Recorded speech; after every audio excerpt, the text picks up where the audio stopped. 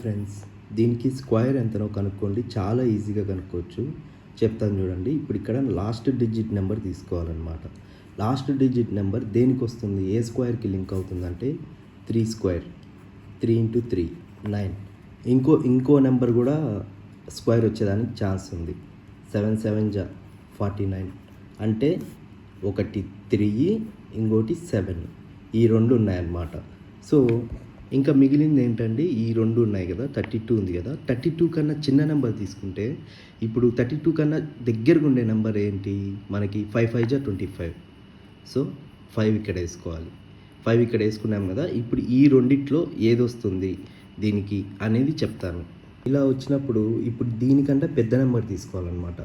5 6 30. 30 వచ్చింది కదా.